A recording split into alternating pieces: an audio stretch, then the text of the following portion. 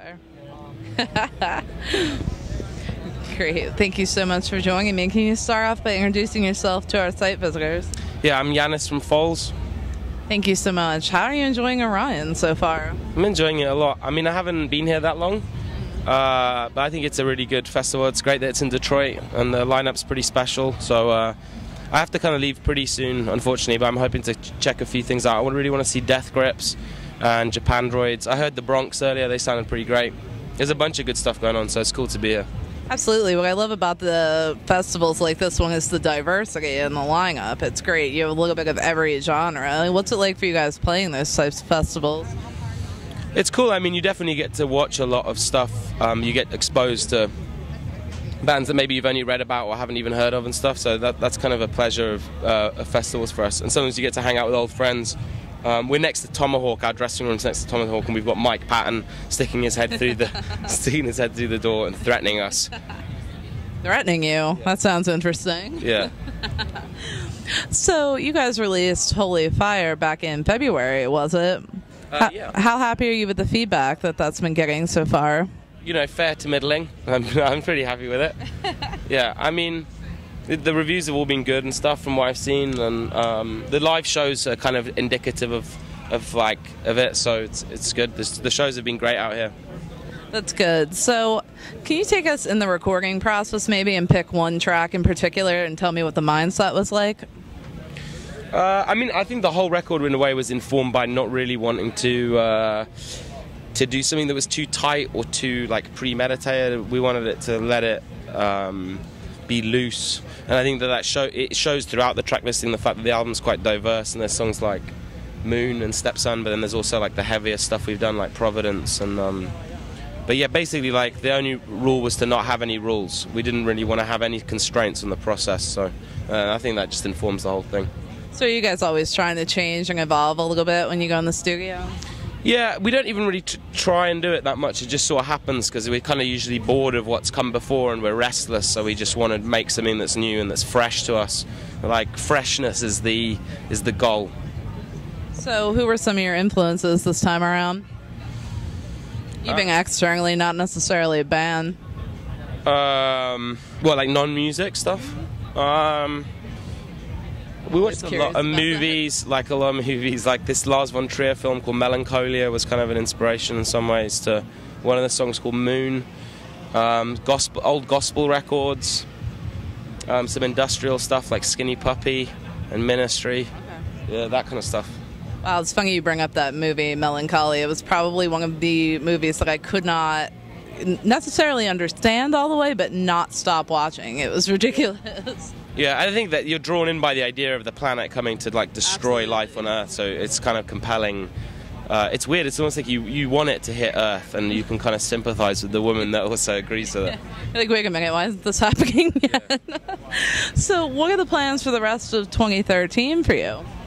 Well, we're pretty much wrapping up the tour out here. We've got another couple of weeks, or just another week actually, and then we go back. We've got a bunch of festivals. We're back in the States in August for Lollapalooza and Outside Lands, and we're doing some shows in between. And then more festivals basically, and then we start touring in Australia, and we got another Europe tour, another UK tour, and then maybe we'll come back over as well, back this way. But basically a lot of touring.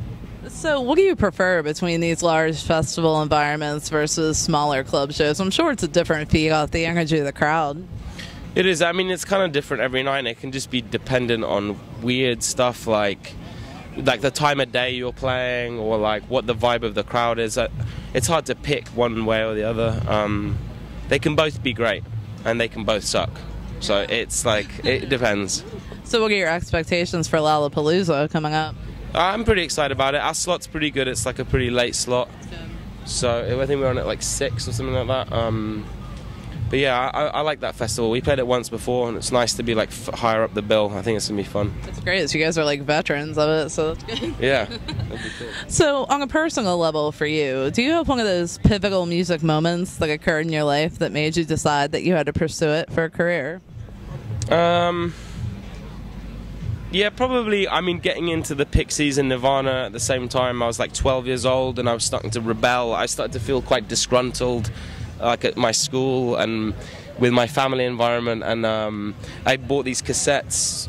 I got Death to the Pixies, Surfer Rosa, and I had Nevermind, and those three things just got me obsessed basically with music, and then I just started from that point on. I just devoted all my time to music basically. So what is it like for you as an artist to be looked at by younger bands as an influence?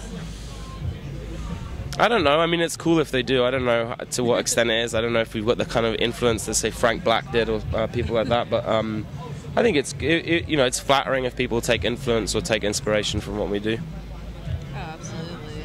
So how do you feel now about the uprise of social media that we have, and like the way that artists are sharing music and promotion? I mean, I'm sure you guys have embraced that. Yeah, I think it's cool. I think there's definitely some elements of the decline of the music industry, or the established music industry, that are sad, and the decline of record stores. I mean, definitely in England there aren't any independent record stores really left anymore. There's Rough Trade, but there's very few other than that. And I think that the physical side of the product and the craft of making an album is sad, but at the same time there's lots of new innovative ways of putting music out, and there's lots of playful ways of doing it as well. So I think that it takes but it also gives back in certain ways. Absolutely. I think it can be a double-edged sword, because it's a very easy way for bands to reach hundreds of thousands of people all at once, immediately with messages and things like that. But it also has lifted that shroud of mystery that was around rock and roll. Yeah, but you can still. I think there's ways of still keeping yourself a bit elusive. You need to kind of almost fight your own tendency to want to expose everything that you're doing too much, because it becomes addictive, like just wanting to put up photos and wanting to do a bunch of stuff. But sometimes it's better to keep things a bit mysterious, so you got to just have restraint with it, I think. Yeah. So I want to thank you for taking a few minutes out to speak with me. I appreciate it, and hopefully you'll get to catch a little bit more of Orion here in Detroit while you're here, but we'll definitely keep an eye out for you guys on Lollapalooza and Outside Lands. Sweet, thank you. Thank you. Thanks a lot.